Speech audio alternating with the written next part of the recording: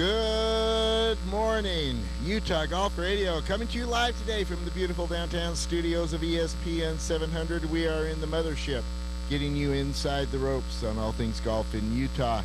And we want to go immediately to our Fox Hollow Golf Course, where we are joined now by a great champion, great friend of the show, and a great friend of mine, Randy Hicken. Randy, good morning. Welcome to the show.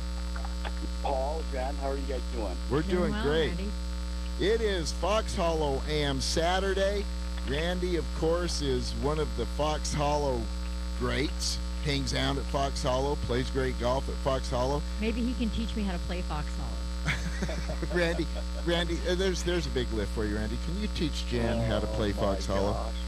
You know, most of the holes are pretty straightforward, but there are definitely a couple of target holes out there. Yeah. For sure. And there are holes that require you to simply hit a straight shot. There's no other option. They do.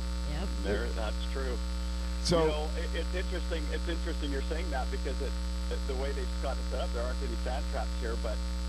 But John mentioned that super. He's shaved down all the green complexes, so if you miss a green, it's rolling about 30 to 40 feet away. So sometimes more than that. I think that is an overlooked course setup option, and really came to my awareness a couple of U.S. Opens ago at Pinehurst, where they would do that on those crowned greens at Pinehurst, and you missed.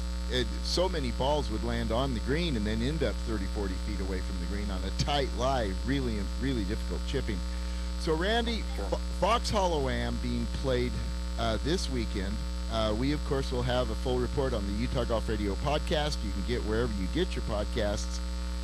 You are one of the stalwarts of Fox Hollow. Tell us what we should be looking for in the Fox Hollow Am. Yeah, you know what? It's interesting because it's a balmy, probably 40 degrees out here right now. It hopefully warms up a little bit. But, you know, it's interesting because, you know, during the Fox Hollow, the AM, John really does a great job of making sure that he gets the course prepared. And he, you know, he has all these green complexes shaved down, just almost all of them. And as you're aware, if you've played here, the green complexes are most of them are raised up above, you know, the fairway areas, and so if you do miss a green, they roll quite a ways away. And of course, he's been out, you know, double cutting, double rolling, you know, a couple times yesterday, and I'm sure this morning he likes them hard and fast. He likes to protect his golf course, and you know, for old guys like you and I, Paul, and we're playing from the, you know, I have the privilege of playing from the back tees. And I'll be hitting some, you know, I'm looking at the scorecard right now, and there's like 3 holes that are almost 500 yards for a par 4. Uh-huh. And I will not be hitting wedges or 8 irons or 7 irons into those holes. So it's gonna be difficult to make sure that I can keep the ball on the green on some of those. But now the younger kids, it's a different story, as you're aware. It is, sure. So, yeah. But yeah, they'll have it set up so that it'll be as difficult as they can, and it looks like there'll be some rain, so maybe tomorrow this course might be a little bit better. So soften up a little, yeah. So yeah. Randy, you of course are an accomplished champion, but you're 100% correct. You and I both we're playing in the senior game now, and it is a little different. But I do want to know, with all your experience on Fox Hollow, do you pull the big dog on number 2? On the par 5? Yeah. Oh yeah, for sure. Yeah. Oh, okay. Yeah. Have you ever missed the fairway and had tree trouble there? I can't imagine. I know your game, Randy. You don't miss fairways. I've got it dialed in pretty good, but yeah, I have a spot.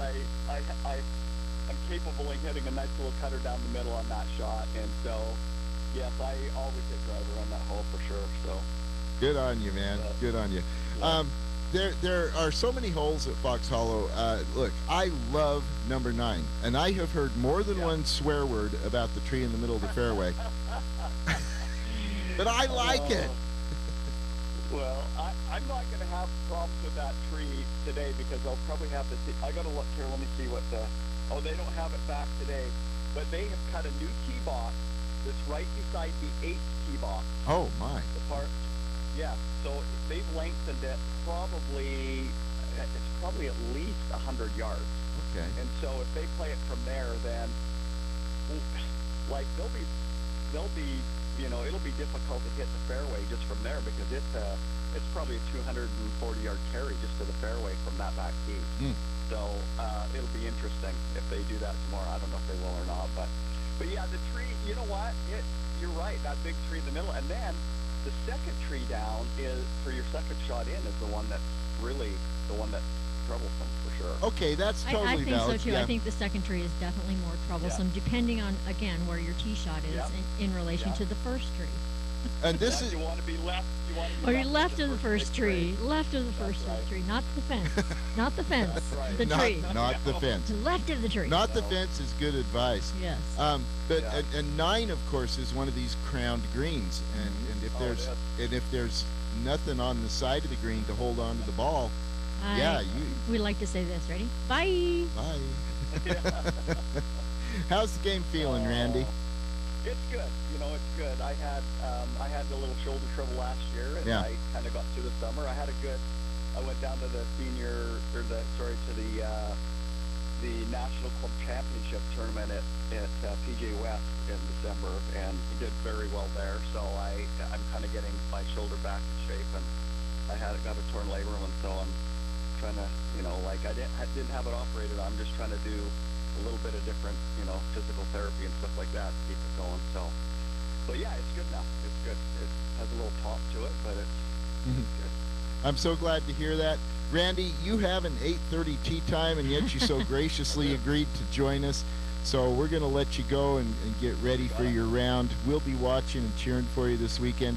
Folks, again, we'll have a full report on the Utah Golf Radio podcast. This is Randy Hicken, one of the great people of the Utah game. Randy, thank you so much. Thanks, guys.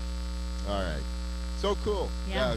PPR event Yes. at Fox Hollow. This is a good field, a really good field. And it will produce a deserving champion. Fox Hollow always does. Yes. All right, so we needed to get jump right to Randy when we Right. came out of the box, and so I did not go through our normal introduction. So let me note that we are coming to you today in partnership with Utah's leading golf organizations, the Utah Golf Association, the Utah Section PGA, Fairways Media, the Utah Golf Foundation, the Utah Golf Course Superintendents Association, the Utah Junior Golf Association, and First Tee Utah. This first hour of the show is presented by Salt Lake City Golf at slcgolf.com or the Salt Lake City Golf app. And you can use either the app or the website to make tee times on any of the great Salt Lake City golf courses. And we are cheering for you to get a tee time because they're hard to get Yes, sometimes. they are. So use the app and use the website and get your tee time. We are powered, as always, by T-Box at tbx.golf, where they have cracked the code on the whole golfer experience with clubs, coaching, and community. Make sure you check out T-Box. It is just so good for your game, and it's fun. I like hanging at T-Box, Jan. It's better than hanging at a bar. I'm just kidding. No, T-Box. No, That's. you're not wrong. I'm not wrong. I mean, but that's the thing is like you're also in a facility with the same-minded people. With the same goals that you do. I just Sorry, was I like to thinking- do that to you. I was every thinking, once in a while. no, all these times I've thought, geez, should I go to T-Box or Or bar. T-Box T-Box or bar. No, T-Box. I don't do that. Yeah, no. I just think I'm going to T-Box. Well, again, you're doing it for your health, and you're surrounded by people with the same goals. Randy noted that it's a little chilly this morning. It is. But today actually is the perfect day. Do we know why? Good golf weather. Zach, help us know why it's the perfect day. Why is it the perfect day? Actually, don't know. Okay. Wow, we're both stumped. What All are you right. getting at? I've got a little clip that I sent you this morning. I want to play it. Okay.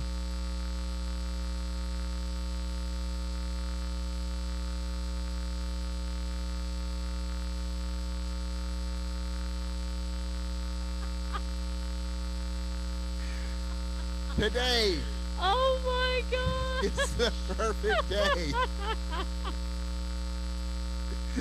Okay, while Jan catches her breath, let's play that again. Do it again.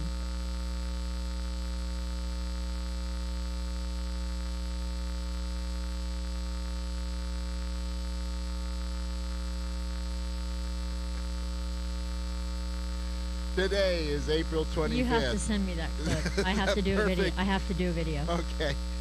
With gratitude and thanks to Yes. Miss Rhode Island Yes. in Miss Congeniality, and of course the great William Shatner Oh, my playing goodness. the host of there. I forgot about that. That Okay. was just fantastic. So, Well done.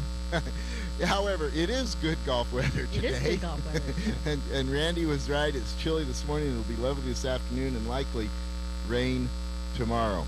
All right, should we Get back to the work. should we go back to work here? Yeah, let's go 'Cause back to we, the show. we actually do have work to do. I know. The Utah Junior Golf Association is in full metal jacket tournament mode. Yes. They are moving. Last week, the Border War, it was played at Talons Cove. Mhm. Border War is one of my favorite events of the summer, of the season. Favorite events, because of the format of this hyper cool tournament. It's a match between the top junior players in Nevada, Southern Nevada, to be specific, and the top junior players in Utah. And it's broadly, vaguely, generally a Ryder Cup format event, but it comes with a twist that makes it so dang cool, and that is that these match play matches are all scheduled to go, and they all go 18 holes. And so even if a player is getting beat or getting beat big, winning big, whatever, you play all 18 holes. Every hole is good for a point, which means that you can still help your team on the last Right. hole if you have got skunked out the rest of the way. Right. Terrific event. The Utah squad did not do well this last week. The Nevadans beat them, but nonetheless, this is something we want to talk about. Now, the Utah Junior Golf Association, UJGA, is at Bloomington in St. George this weekend, and so we are unable to get with Jeff Thurman, the executive director of the UJGA, this morning because he's busy. But talked to him yesterday and recorded a conversation. This is interesting stuff. Let's roll that tape, please, with Jeff Thurman.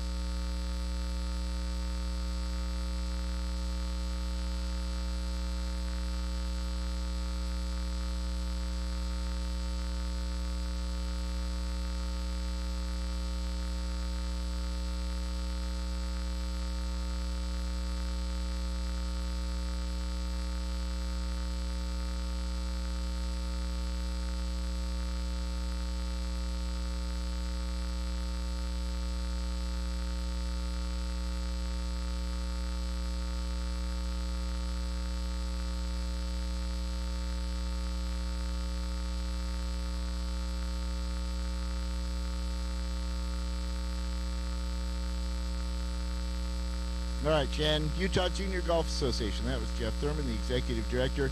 These guys put on tournaments for elite players, and we have seen so many great ones come through the UJGA, and there are some more great kids coming up right now. It's fun to watch. It's constant. We have this open flow. Yeah, an open flow. Let's be honest. All right. We need to do a little JetX update. Yeah.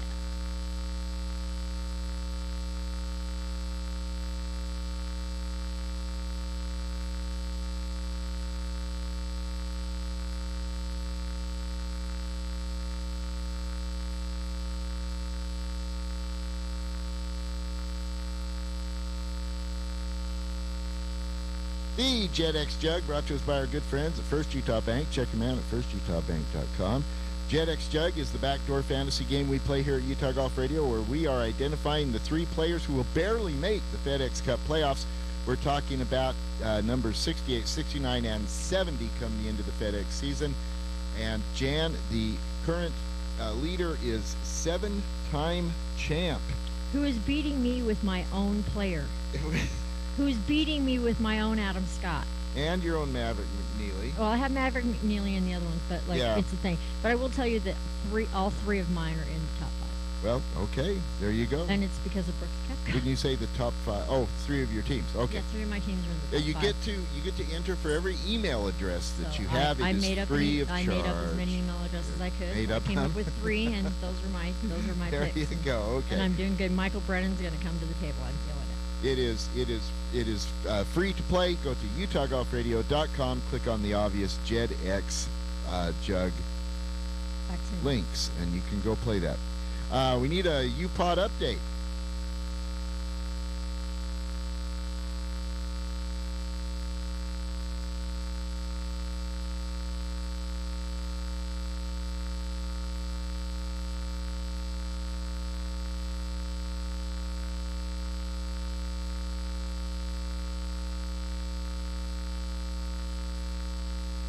The UPod update brought to us by Scott Golf. Check them out at scottgolf.com. This Utah product is so good. These golf clubs are so good. scottgolf.com. I got to tell you, my Scott wedges. We need to gotta move go. on. RBC Heritage last week for Tony. He did not do well. He finished 82 plus 11, 295 on rounds of 75, 75, 75, and 70. This week they're at the Zurich Classic, which is the Team event. I was going to say couples, and I didn't mean to say that. Couples. Yeah, so unfortunately our guys did miss the cut. So Zach Blair played with Patrick Fishburne, and they finished -9, 135 on a round of 63 and 72. Tony played with Mac Greiserman, and they finished -9, 135 on rounds of 67 and 68. So both Utah teams one shot out of making the cut. That's such a bummer. And something ain't right with Tony. I know. Don't know what it is, but Well, it's not Tony. Let's fix it. Corn Ferry Tour last week, they were at the Tulum Championship, and Zach Blair finished T13 -6, 282 on a round of 70, 67, 76, and 69. So a solid top 15 for Zach. Exactly. Preston, T33 -1, 287, 71, 70, 70, 76, and Daniel finished T61 +6, 294, 72, 71, 73, 78. Solid for Zach, but perhaps the biggest news there is that Preston seems to be coming out of his funk and moving up the leaderboard. Go Preston. Exactly. So on the Americas Tour, Connor Howe finished at the ECP Brazilian Open T34 -11, 273 on rounds of 65, 70, 70, and 68. Mike Weir last week at the PGA Senior Championship was finished T33 -1, 287 on rounds of 74, 70, 72, and 71. Senior major, solid showing Yes. for Mike. All right, we need to send some love to the Mountain America Credit Union players, plural, of the week. Yes. We are talking Navy Hubs and Kate Walker, who won the UGA Women's Spring Open. So congratulations. Mountain America Credit Union Players of the Week, presented by Fairways Magazine, Navy Hubs and Kate Walker. And stick around on the other side, because we've got Navy Hubs coming up. We're going to learn all about this. You are listening to Utah Golf Radio, powered by T-Box on the Rocky Mountain Golf Network.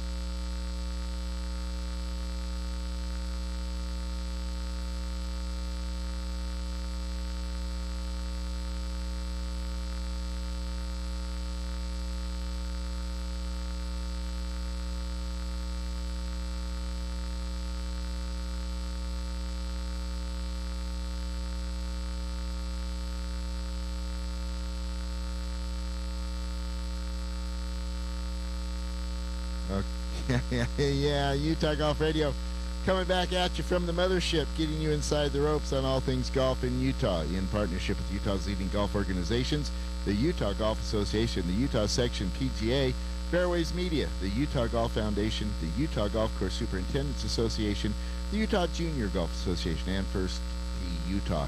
Paul and Jan with you today.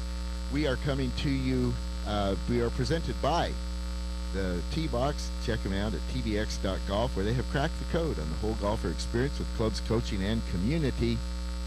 And you will have fun at a T-Box. Get to a T-Box near you. Do it now. Do it today. tbx.golf. This first hour of the show is presented by Salt Lake City Golf at slcgolf.com, where you can go either to the website or the app. Make tee times at any of the great Salt Lake City golf courses.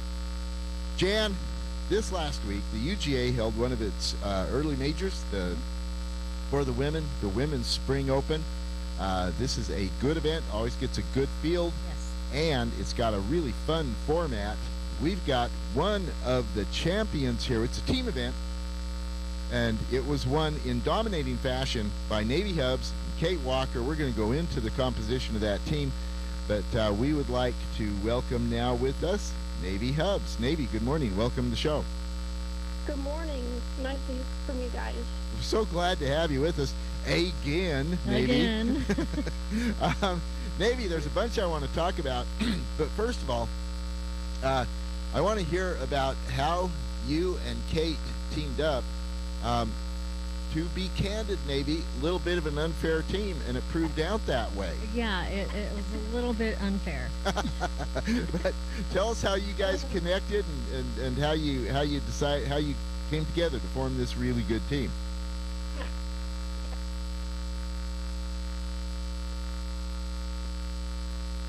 Hello? Like in December. Maybe go walk to a different space. We can't hear you. Yeah, we're breaking up, Navy. Oh, okay. Let me hurry.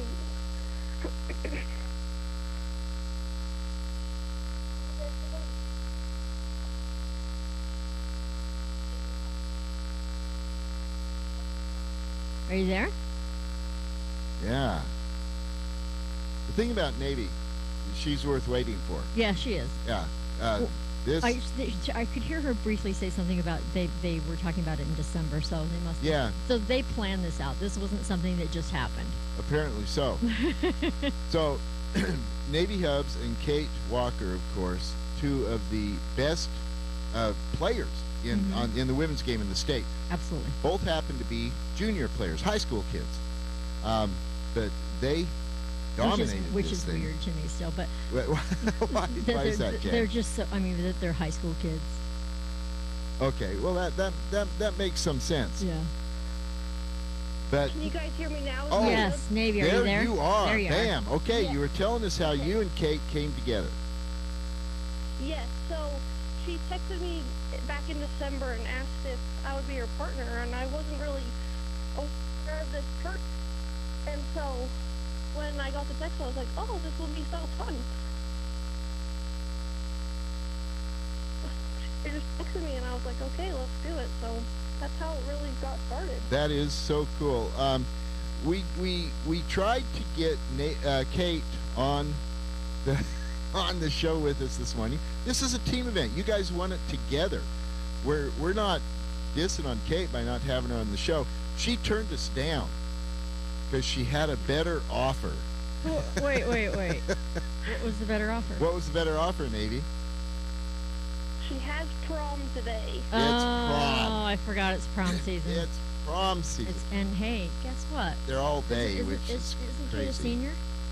Pardon? Yes. Kate is the senior, Kate so is this the- is her last year. Yeah. So this is incredibly important. Yeah. to her. So granted, I will Yeah. defer to that. And Okay. I told her, I said, look, You give her a pass. You get a pass on this. Go do it. But the fact is, it underscores the youth of this team.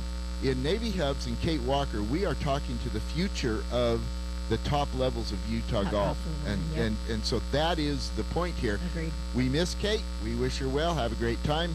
But Navy, let's talk about your tournament here. First of all, this format is really interesting because it's a team event, but it keeps both of you on the hook the whole time. Tell us about that. Yeah. Yeah, so it does keep you, like, because when I didn't really know the format of it.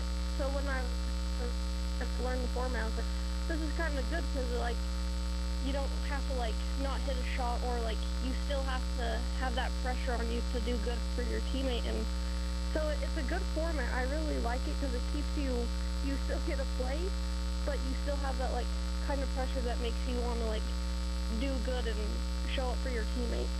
Yeah, exactly. And the way it works, it's a two-player, but it's not best ball, it's both balls in a Stableford format. And those two play off each other, Jan. So both balls always count, but because it's Stableford, you can, the points max out. Right. That is to say, after you're going to make 6, you can pick up.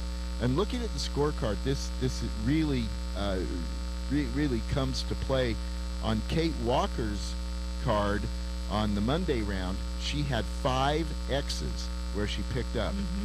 But so what?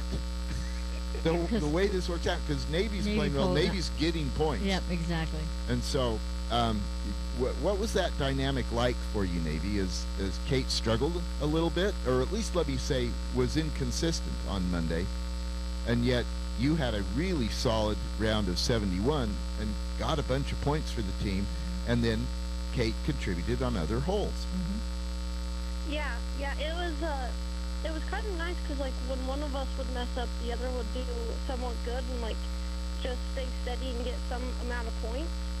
So when I would get, like, a double or a bogey or whatever it would be, the other one would show up. So it was nice to have that kind of partnership where you could, like, have some pressure lifted off of you, knowing that, like, okay, my partner's got it. It's okay. But yeah, it was interesting. It was fun. And then on the second day, you remained absolutely rock solid. You chased a 71 with a 72. Well played. Kate recovered. She threw down a sparkly little 68.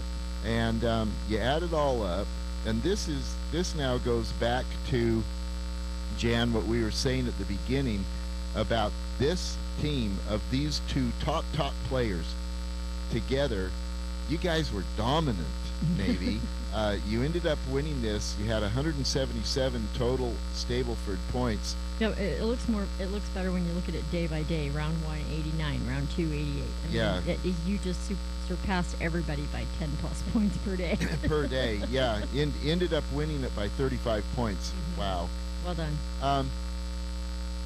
How does that feel for you, Navy? We lost her. Oh my gosh. We keep losing her. Yeah. Let me pretend. Okay. It was so great, Paul. Okay. Thank you, Jan. Well, I'm sure they were both thrilled, and I mean, and again, they'd never played together, so to be able to play with somebody that they barely knew each other, so to come together and to be able to pull off a win is fantastic. Are you there, Navy? We got you back, Navy? Nope. Okay. Well, folks, look, this is a really cool tournament with a really cool format. Like I say, it draws a terrific field, most all of the top women players in the state. And even though Navy and Kate are both junior players, high school kids, this is an adult tournament. Right. Well, and it's all flighted out. So just so you know, I'm playing in it next year. That's my goal. Good. You should. I'm gonna do it. I'm gonna find a partner and we're gonna play. Absolutely. I you love should. the format. I Yeah, think great. it's so much fun, and it's flighted, so everybody has everyone has a chance. There's a place for everybody Yep. there.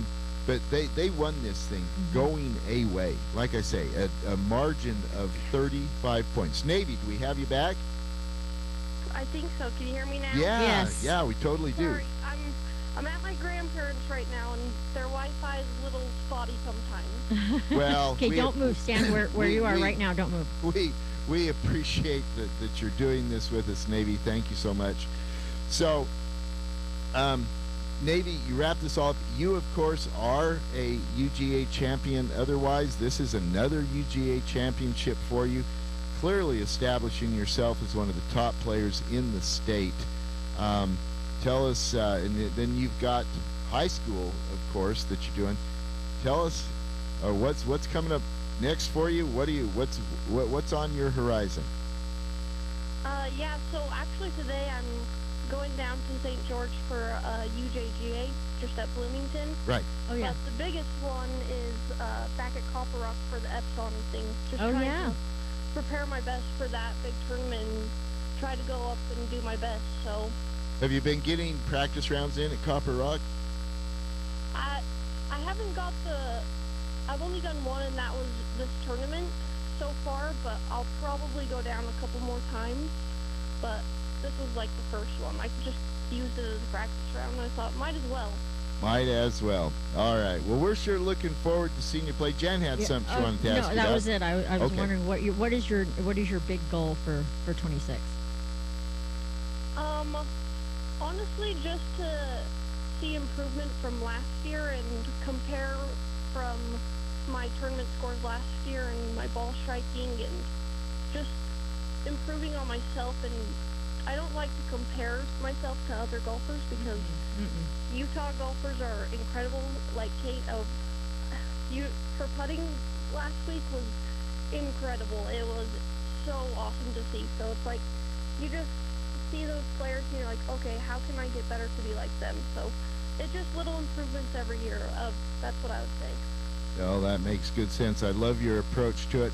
We're sure looking forward to seeing you at the Copper Rock Championship. Folks, we will be there, of course, with Utah Golf Navy Radio. will have a sign. I will have a sign for Navy. What will the sign say? I'm not sure because everybody gets one. Like Kendra got one and Haley got one, and so all the girls the girls go golfing. We make posters and That's so we cool. cheer them on. And Navy, of course, played her way into this Epson Tour Yes, she event by did. winning a Winter Winter Champs. Champs, another Stableford event. Navy, you seem to have cracked the code on this Stableford stuff. Tell us what to do. Yeah. I don't know. Just steady golf with some birdies. Throw some birdies in there, and it helps. Okay, remember Okay, that, Paul. birdies help. Throw some birdies in there. Throw some birdies in there. All right, Okay. Navy, we're gonna keep an eye on you. We're gonna follow your advice. Okay, folks, everybody out there, Navy Hub says throw some birdies in there. I love it. Okay. Okay. All right, Navy, congratulations. This was a terrific win, and We'll see you in a couple weeks. we'll see you in a couple weeks down at Copper Rock. Okay, thank you guys so much. You're awesome. All right, thank you. It's great. That's Navy Hubs getting again another UGA championship. This player. She's so good, but she you know is what I good, like? yeah. I like what she's saying, that she's looking for those little things, those little improvements that'll make her better than she was last year. And I think that's kind of the key. It's not big changes, it's those little things that she's learning, like watching Kate putt. I mean, these are things that she'll take with her. And throw some birdies in. And throw some birdies in there. We got to use that. Oh, there's no question. There will be more of throw some birdies in from Navy Hubs. Yeah, I really like that. Really like that. All right. We got to take a break. When we come back on the other side, we're going to do a little things and stuff with Mike Alleman at Uinta. You are listening to Utah Golf Radio, powered by T-Box on the Rocky Mountain Golf Network.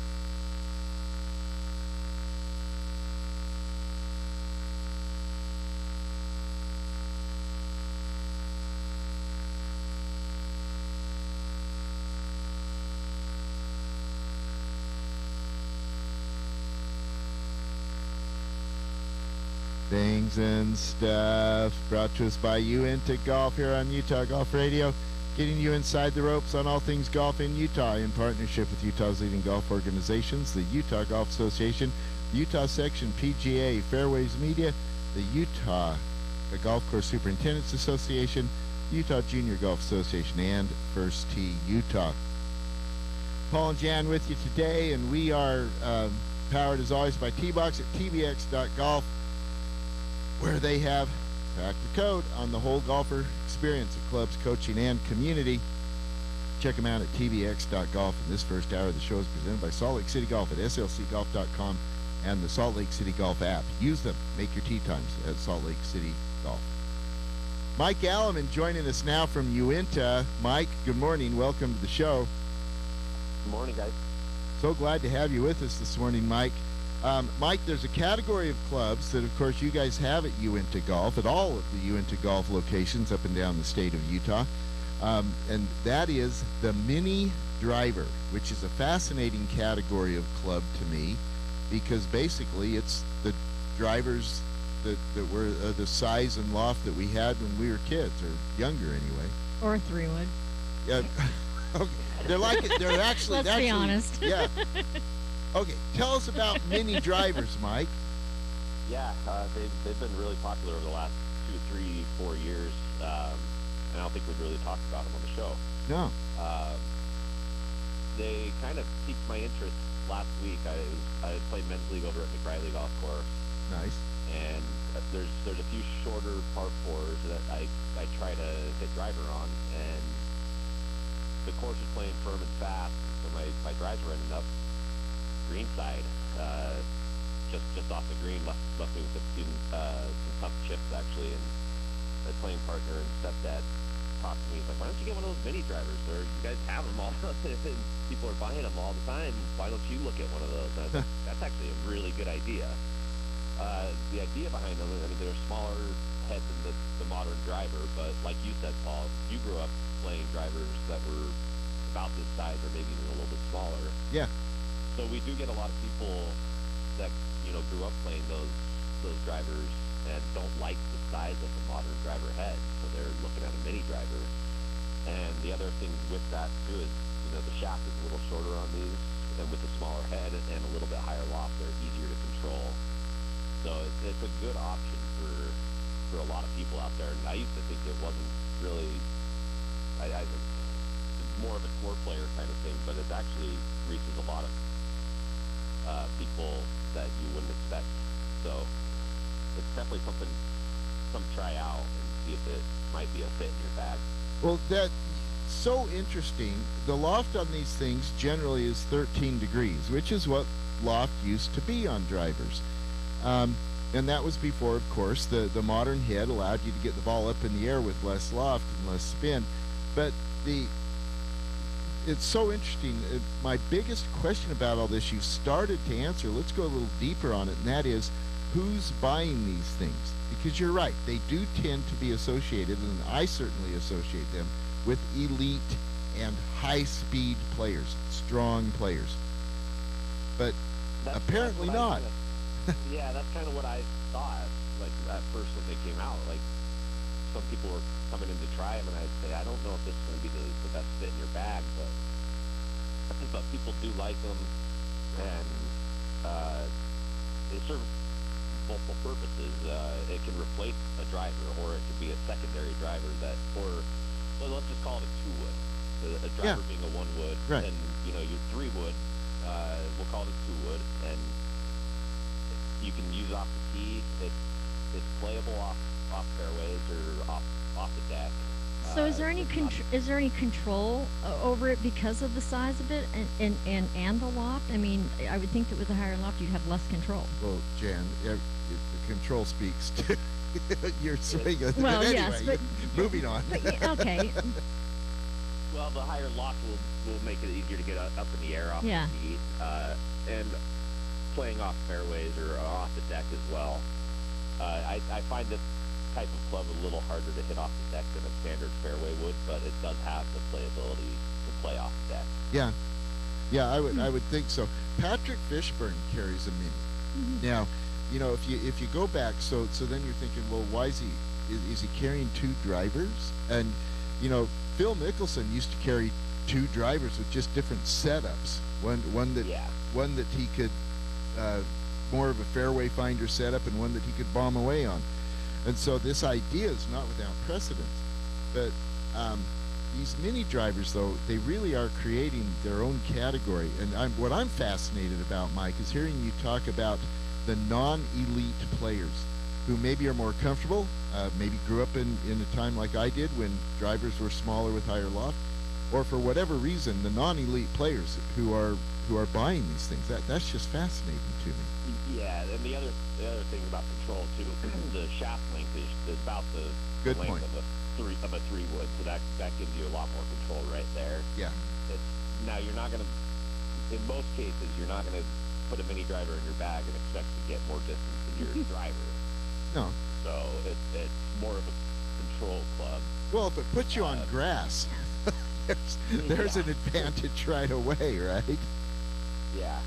So let's talk about the minis that are available at Uinta, the companies that are making them, and some of the options that people can look at. Yeah. Right now we are looking at the Callaway Quantum is going to be officially releasing next week. We do have them in store. We can't display them. We have sold one or two of those. I was going to say, Mike, have you hit one? Not yet. I was telling you, Paul, yesterday that we are in the process of switching over our entire computers. Right. We've been having fun with that. But anyway, the Quantum releases next Wednesday.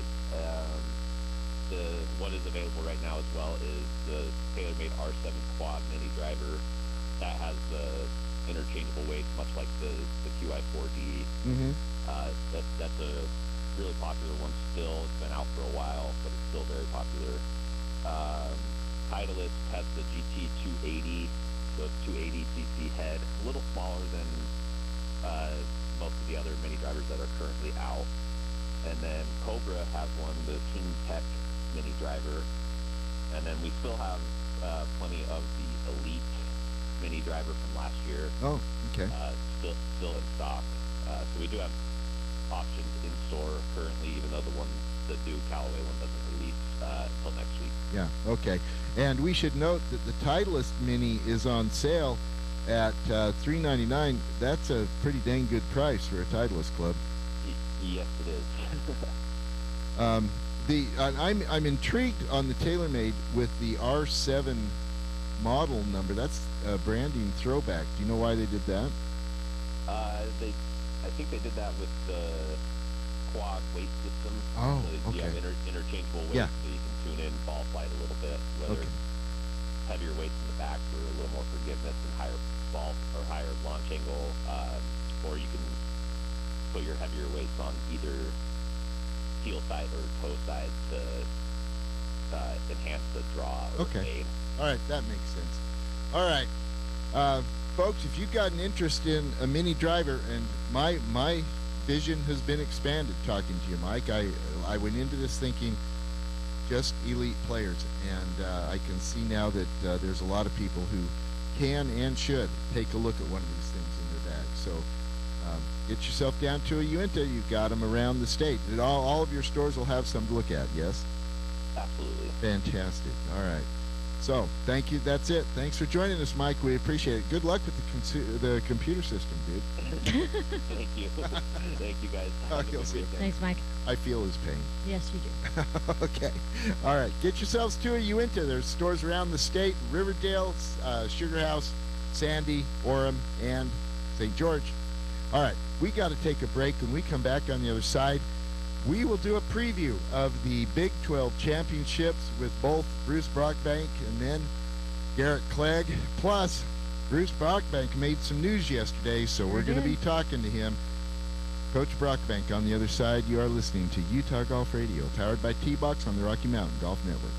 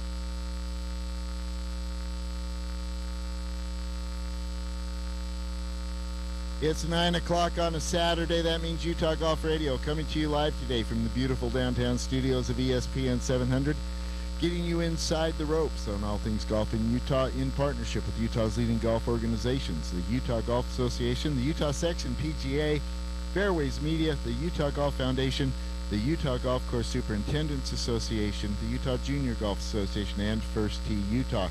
Paul and Jan in studio with you today.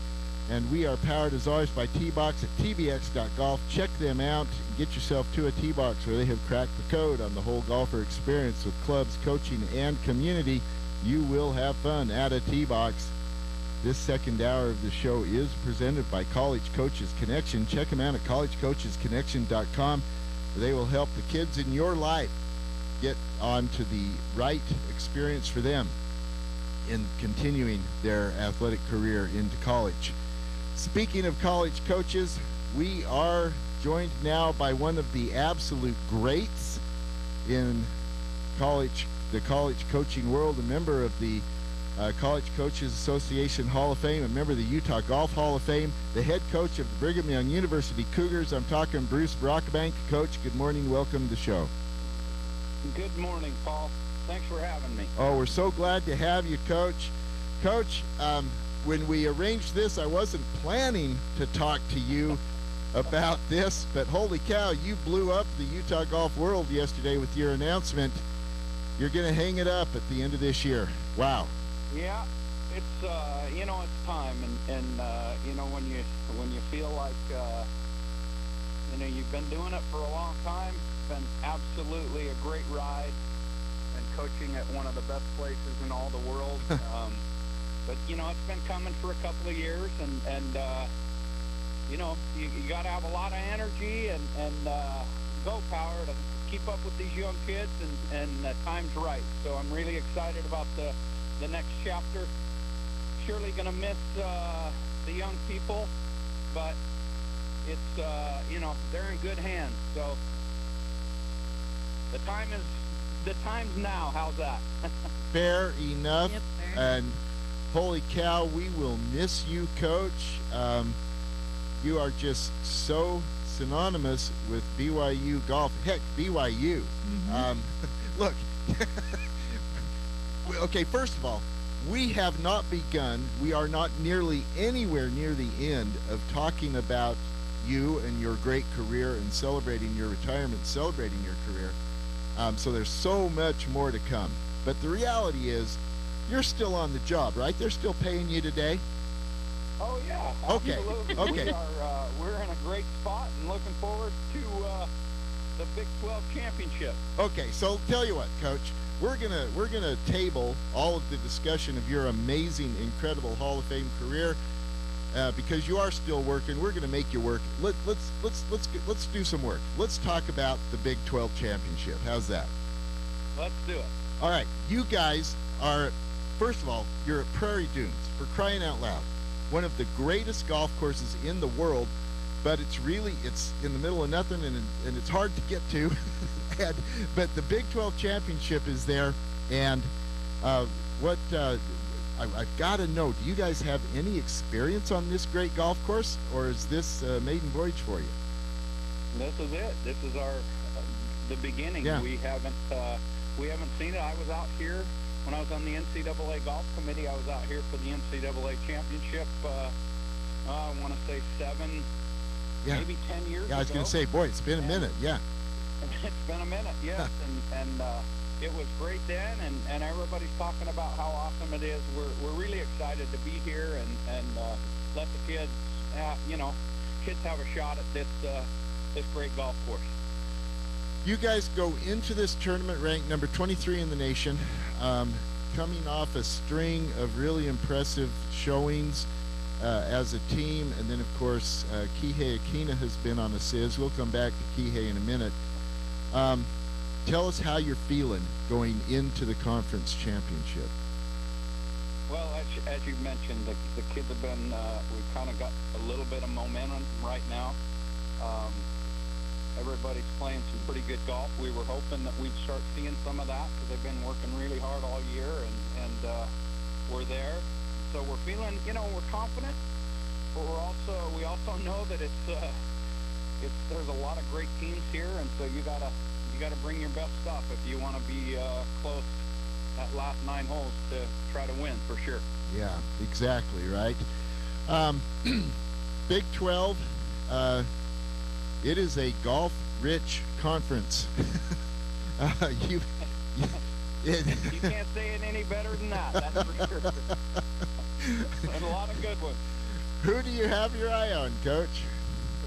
Well, those teams that have had the tradition for a long time and great programs, top 10 year in and year out, are obviously your favorites. But you just hope that you're hitting it where you're aiming and making a few putts and see if you can stay up with them. Valid point.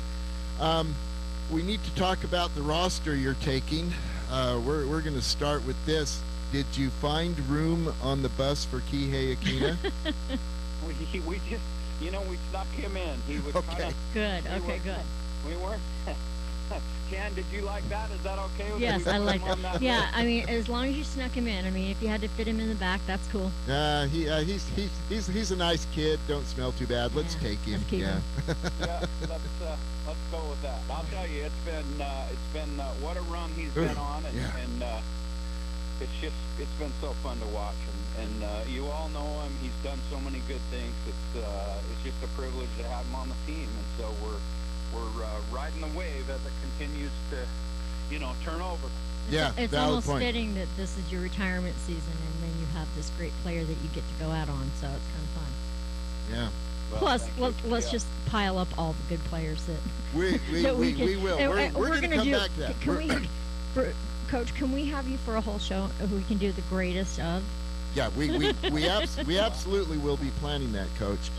I'm not sure anybody's going to want to hear that, but go ahead. I do. So that's all that counts. Okay. Well, let's just go play golf then, and then we can talk about it. Done. Done and done. Be careful what you say, Coach. Oh, I heard that. Let's do it. All right. Tell us your roster. Yeah. We have Kihei Akina, and then we have Simon Kwan, Peter Kim, Tyson Shelley, and then Jackson Moss is going to be our 5 guy, and our sub will be Angus Clintworth. Yeah. Okay. So Jackson played his way into the top 5 on this. That is impressive. Yep. Not a great surprise. We knew this kid had a high ceiling, and he's stepping up to it. It looks like.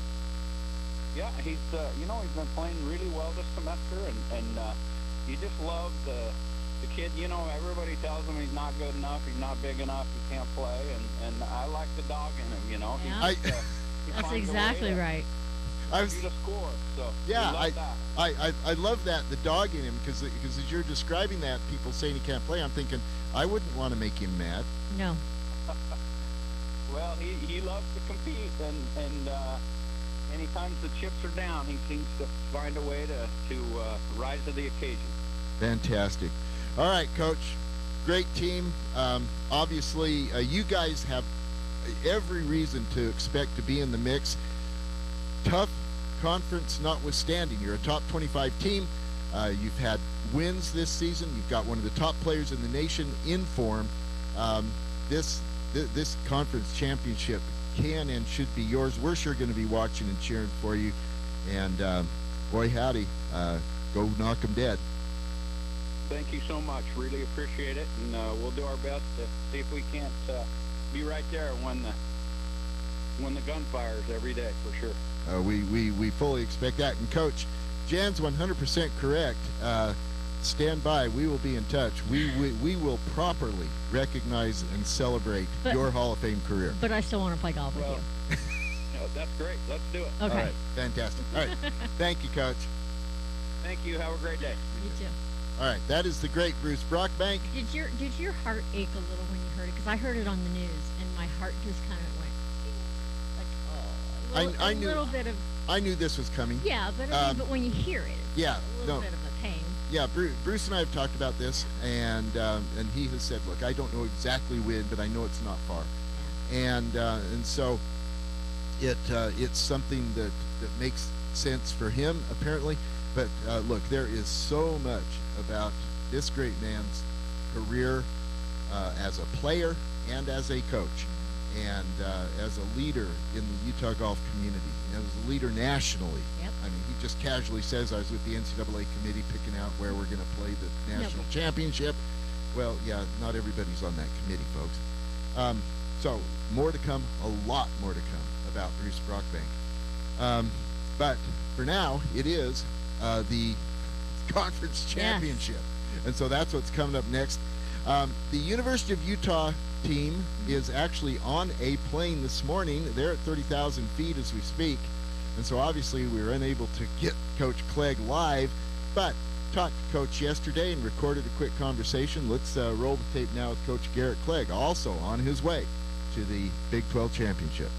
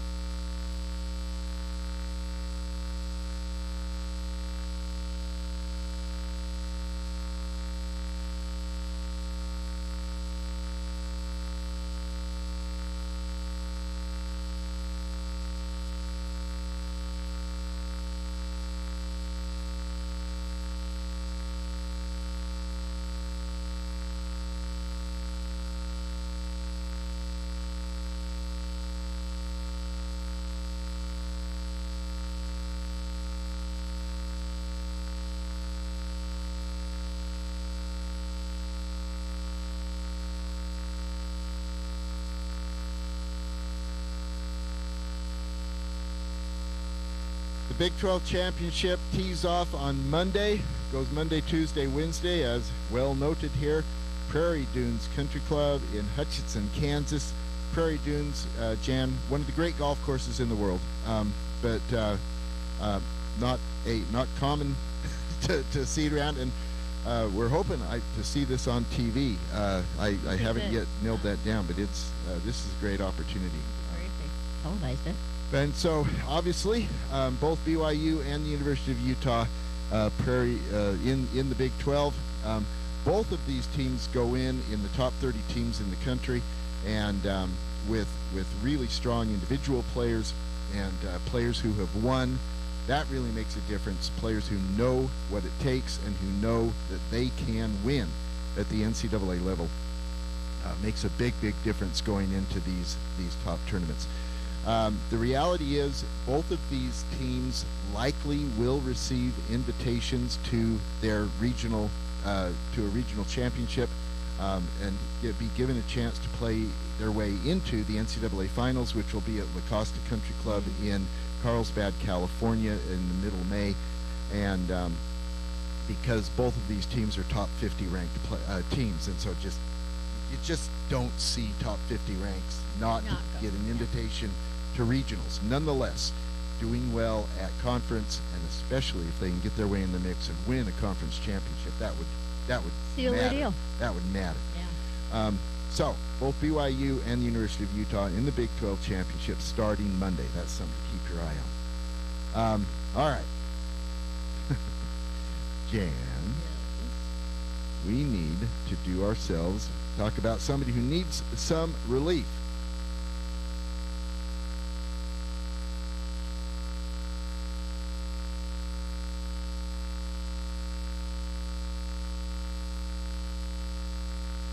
I Need Relief, brought to us by our good friends at Duro Health. Check them out at durohealth.com. Help you swing faster, hit farther, play better, and feel better with this innovative back treatment and therapy program. durohealth.com. Okay, I should apologize in advance for what I'm going to do here, but I just can't help myself. You know who needs some relief, Jan? Jim Furyk. Furyk was named as the Ryder Cup captain for this next Ryder Cup cycle, and the reaction has been decidedly meh. Okay, did he want the job? Well, he said yes, apparently. I don't know if he sought it. What I'm more curious about are who were the contestants? Okay.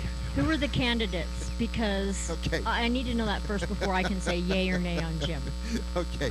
First of all, Jim has been a Ryder Cup captain. Okay. No, obviously, he lost big time when he was the Ryder Cup captain. So we didn't learn so from that. He's okay. Apparently, first mistake. Oh well. Okay. What? First mistake. I don't know. But whatever. But it's funny that you would say who are the other candidates. Stuart Sink was in consideration. Okay, does that inspire a whole bunch of excitement? I see you sitting there passive as I say that name. But look, the real question is Tiger Woods. Yeah. So. Because that was the big combo. Well, people were talking that. Well, okay, there's a lot of reasons why Tiger's not going to do it, and even before he went to treatment, Tiger wasn't going to do this, but still. What got me down this rabbit hole to start with is looking at the reactions from various golf luminaries around the world, in the U.S., about this, and some of these are, I love them. So I've got a few here. Reactions to Jim Furyk being selected the Ryder Cup captain. Fine. Tiger Woods took himself out. Not an inspiring choice. And here's my favorite. A giant shrug from me. You know what it is? It's not sexy. It's not exciting. That's the problem. It's more than that. Okay, there's more than that? Yes. Other than the blatant obvious things? I think this represents a huge miss by PGA of America. Institutionally, PGA of America is not setting the Ryder Cup up for success. And that is a totally different conversation, but let's just drop the marker on the path there. We'll get to it another time.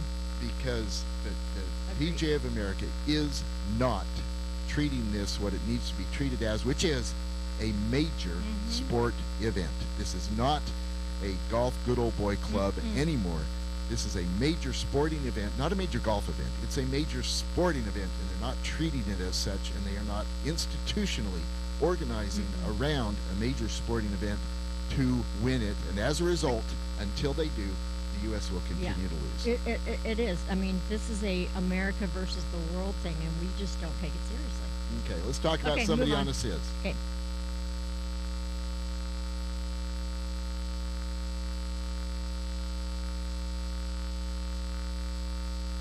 Honest is brought to us by Copper Rock. My goodness, I love me some Copper Rock. It is a championship course. We'll be there in 2 weeks with the Epson Tour Championship, Copper Rock, at Copper Rock. So clearly a championship course, but this course is fun. It is fun to play. Some championship courses will kick you in the teeth. This one is just plain fun. It is so much fun. While still requiring excellent golf. Yes, It is. you must play good golf. You must, yeah, go to Copper Rock. You got to play Copper Rock. That simple. So, we just got through beating up on Jim Furyk, so I'm going to say, honest is, Jim Furyk. The reality is, he was The Ryder Cup He was captain. chosen as Ryder Cup captain. I wasn't. You know, neither was Zach or No, myself. yeah. So the rest of us weren't. And look, when you're chosen as Ryder Cup captain, You're on that's a SIS. bit of a sizzly week for you there. Yeah, So it is. we're going to give Jim his due. He made the choice. There, he got the gig. Yay. Go captain. I Okay, just don't come on. have- okay. Say, do it again. Make little enthusiasm, Jan. Yay. We got to take a break. when we come back on the other side, we will talk with Jeff Beaudry, recently inducted into the Utah PGA Hall of Fame.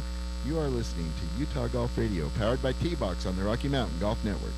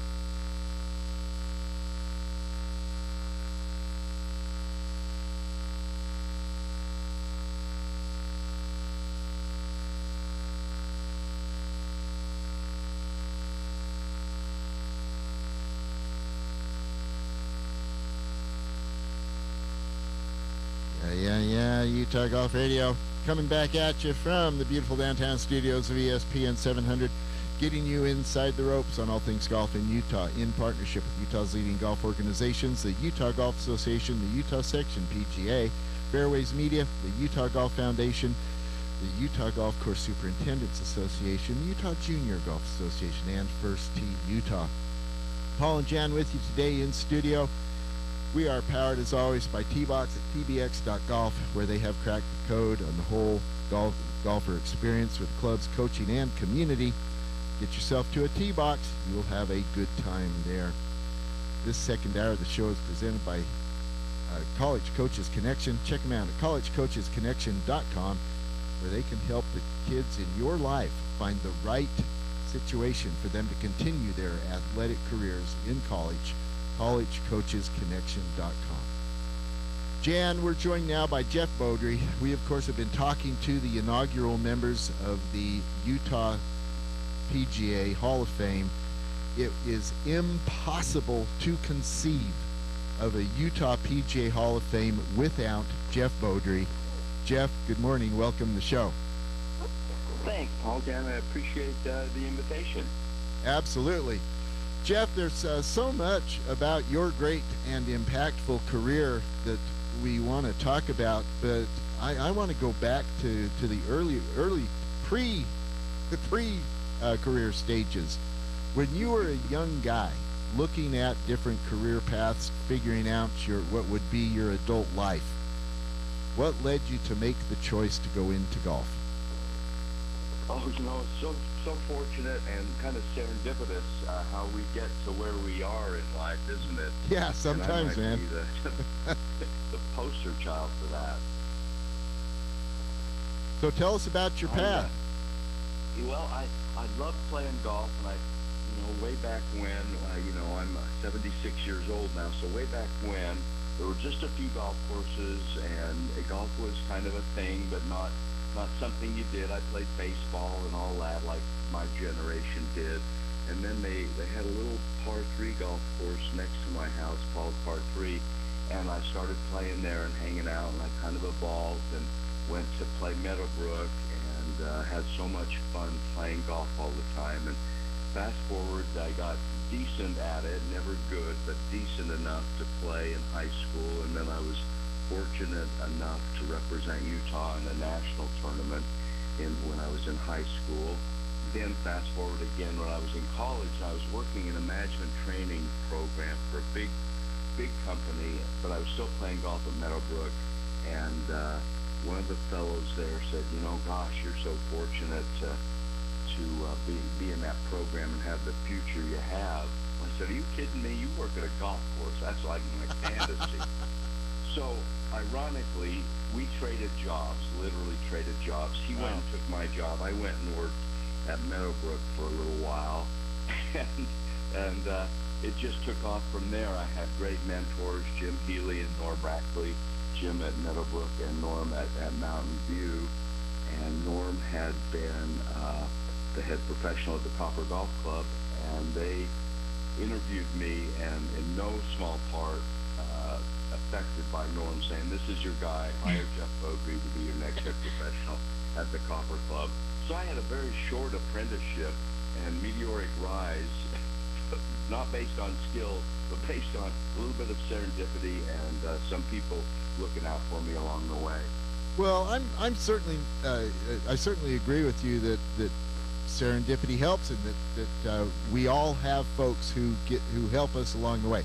Nobody does great things on their own. Nobody. But the fact is, one of the reasons you did great things is because you're a skilled and talented guy. so there's that as a part of it too. One of the really great strengths that can happen, and it happens a little bit, not a lot, but that's when somebody who grows up in a community ends up being the head golf professional at the golf course in their community. And you did that. You're a graduate of Cypress High in Magna, and then you end up at Copper Club. What was it like for you being one of those guys for a season who was the head golf professional in the community he grew up in? Oh, it almost makes me tear up a little bit, because as you know, as time goes by, you appreciate things more than at that time. And people were so gracious to me when I was at the Copper Club, and I was like 23 years old, was my first head professional position, completely unprepared, statistically completely unprepared, life skills completely unprepared, golf skills to run a golf course. But those people embraced me, and I played a lot of golf with a lot of good people. And as a sidebar, what's fantastic to understand and appreciate is I had never played golf with a woman when I got to the Copper Golf Club. And I started playing golf with the women on Women's Day at Beat the Pro. And I said, wow, these women really are having a good time. And they're way better than I ever thought they were. And so it educated me so much. And those people just wrapped their arms around me and allowed me to learn a lot, make a multitude of mistakes, and just say, that's okay, just do better next time. What a fascinating observation. And, you know, I'm sitting here with Jan Brownstein, who runs Girls Go Golfing, a women's golf organization. Jan, what when you hear him say this, what do you think? Well, I'm laughing because it's funny because it's all true. But I actually play the ladies league at Copper Club. So I know Copper Club very, very well. In fact, we're playing there tonight for their 100th anniversary, Nine and Dine tonight. So we're playing there. So, but Copper Club, I will tell you this: I played in several different ladies leagues. This is my favorite one. The people at Copper Club are so embracing. They embraced me. Lindsay was a member, and I've been playing with her. And again, these people are so wonderful. They embrace me, and they embrace anybody that comes to play at Copper Club. I mean, the club itself is just it's a secret. It's like a little secret place you want to go play. That is so cool. Jeff, you were at Copper Club as a young guy, but moved pretty quickly again as a young guy into golf administration. Tell us about making that move into PGA of America. Oh, again, you know, the people you meet along the way, people I played junior golf and high school golf with, you know, and professional golf in the section, they came and said, you know, you seem to be really attuned to the business side of golf, and we're going to try to make Utah its own section in the PGA, and we think maybe you might be a person that could help us from an administrative standpoint. And I said, what, really? Who, me? And so several of those people, you know, saw things in me, kind of like Norm Rackley, kind of like the people at the Copper Club that I had no idea, and they thought, we maybe see some potential in you where you could take us to a different spot as an organization and lead us through our formative years. That is really interesting. You, of course, we've talked with others of your colleagues, your classmates, in this inaugural class of the Utah Section PGA Hall of Fame. So many of you had a role in the establishment of the section 40 years ago. Clearly made a huge difference in the Utah game. So you go in as the first executive director, starting this section from scratch. But was it from scratch? You were a break off, if you will, from the Rocky Mountains section. What was it like opening the office the first day and figuring out, okay, we've got to have paper and pencils? What was it like starting this thing from zero? Oh, well, you know, that's actually kind of a bonus that we didn't realize until much later, that we had no things we had to defend, no things we had to keep doing, and those early golf professionals who were in the offices, you know, the Scott Whitakers, the Ken Pettengills, the Don Brankas, Doug Bilvins, you know, and excuse me for leaving somebody out, no doubt. But those people said, you know what, we just want to do, if it's involved in golf, the PGA ought to be helping it. And so whether it's junior golf or women's golf or high school golf or professional golf, we ought to be trying to help it along. They said, we're not just about the golf professionals in Utah, we're about golf in Utah. And that, to this day, Devin, Glenn, and the officers, they're doing a phenomenal job of continuing that philosophy of let's just help golf be as good as we can be. And that's why the UGA and the PGA have such a great relationship to this day. I think you've really hit on the central salient point of the success of the Utah Section PGA specifically, yes, but also the broader success and strength of golf in Utah. I, of course, run the First Tee of Utah. In that position, I am well acquainted with my colleagues around the country. I will tell you, Jeff, when I talk at First Tee national events and with First Tee people around the country and talk about how the governing bodies in Utah get along, people will stare at me blankly, like, what are you talking about? Or they'll just think I am out of touch. I don't know, because it's unusual. And I can see that it all goes back to what you just described, what you and your colleagues intentionally decided was that the section will work for the greater good of the game broadly in Utah, and that all boats will rise together. I cannot applaud that enough, Jeff Beaudry. You have left a legacy that has made the entire arc of Utah golf stronger. Oh, that's too kind, and I just put one foot in front of the other for every day as it goes. Okay, don't we all? Well, let's talk about a couple of the things that a couple of the feet you put in front of the other.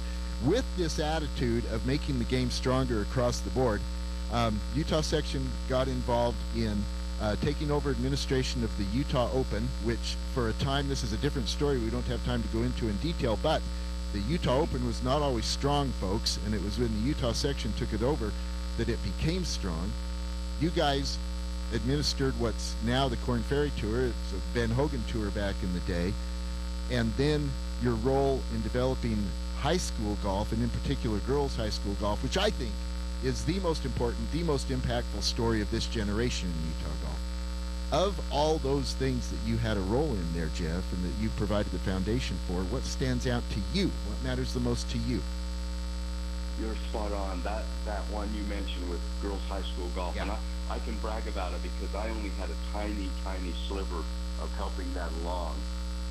Scott Whitaker and Devin DeLynn and Annie Fisher, they pushed it all the way. But I'm so glad you asked that question, because there was a time when we met with the High School Activities Association Board of Directors, and we were trying to get them to add high school girls golf to the championships, and one of the fellows came in from the board and said, you know what, I've done my research, and for the last 10 years, only 12 girls a year have played high school golf. And I blurted out, it was very undiplomatic, I blurted out, well, if you keep making them play with the boys, 10 years from now, there'll be 12 girls playing too. Exactly. Oh, that's Yes. fantastic. Yes. That's exactly right. Good on you. Wow. Well, that is so cool, and you're totally right. Look, Scott Whitaker, Devin DeLynn, Annie Fisher have done the heavy lifting in implementing it, but it very clearly stood on your shoulders. It very clearly was there because of what you did to establish that mindset. And the fact is, you guys were in the room with the activities board of directors. Had that not taken place, we would still be talking about 12 of the best girls in the state playing on with the boys boys, teams. yeah. Which yeah. Jeff, you are associated rightly with Special Olympics. You have been honored by Special Olympics for your contributions to that organization and to those good people.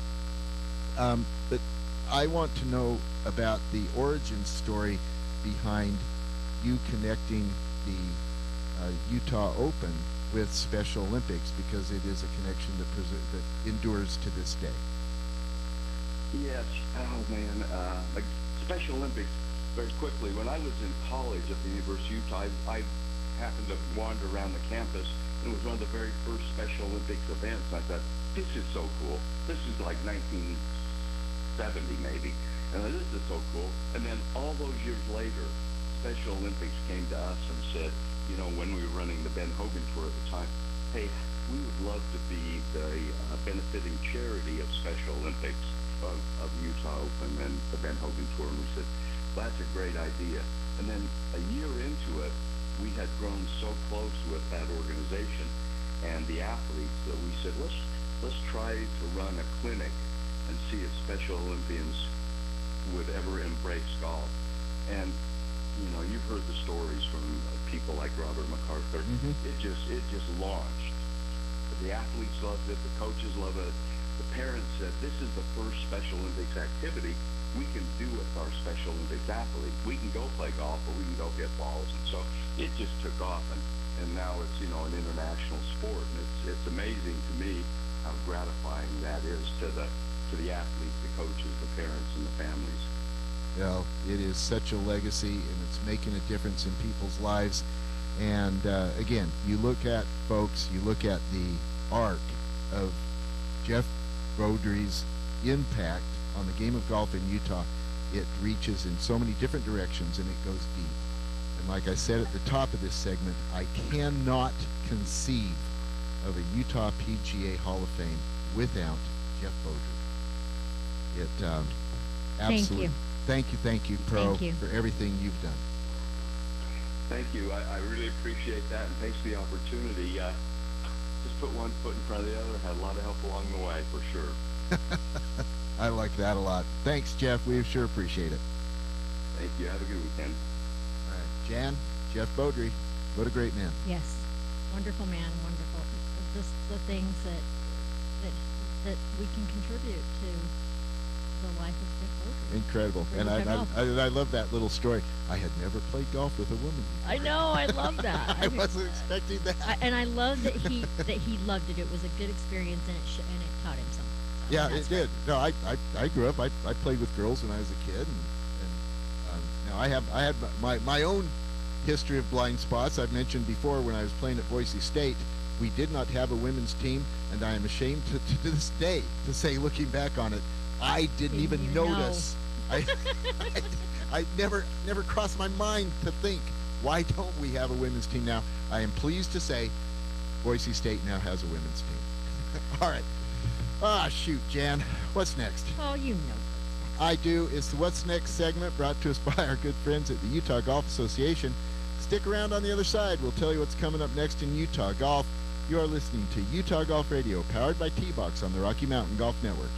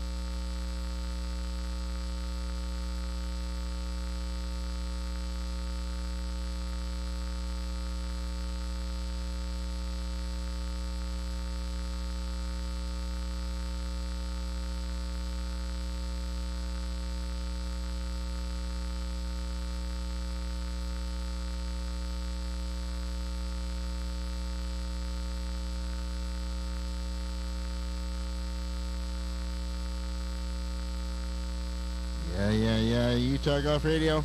Putting a bow on the show.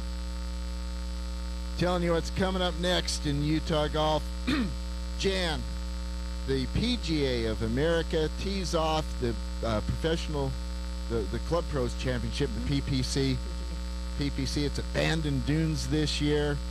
We've got 7 Utah pros in the field. Tell us who's playing. We got Chris Moody, Tommy Sharp, Zach Johnson, Todd Tanner, goodness sakes, It's hard. and Haley Sturgeon, who is our first female qualifier from Utah, Kelly Whiteman, and Evan Mortko. All will be playing in the PPC. They tee off on the 26th. That's mañana, folks. Yep. And it's a 4-day, 72-hole tournament. It'll be on the Golf Channel. We hope that... Hope we'll get to see our Haley and all of our other guys. But, yeah, I mean, and Haley is carrying another person while she's playing. So Amazing. So, give her some mad props on that one. So are they going to, like, double her winnings if she You would gets in think the money? so, right? You would Well, think, hopefully right? they'll at least give her double the food. There we go. Utah Golf Pass is currently on sale. Check that out at utahpga.com. As we noted earlier in the show, the Big 12 Championships will tee off on Monday. Number 23 ranked Brigham Young University, number 34 ranked University of Utah, both in the field in this stacked conference. The Big 12 is a tough golf conference, which kind of tracks. They're good at football, basketball, a lot of baseball, other things. Other sports, yeah, sports things. Mm-hmm. But Big 12 Club Championship Conference Championships. There are just a few opportunities left to sign up for the State Am qualifiers. There are still a couple of spots available at Green Spring, and there are a few spots available at Dynaland. Actually, there's several spots available at Dynaland, and that's it, folks. If you want to play in the State Am, you've got to do it. And I should note here, you need to be a member of the Utah Golf Association. But if you're not a member of the Utah Golf Association, What's wrong with you? Go to uga.org and click on the obvious Join or Renew button and become a member of the Utah Golf Association.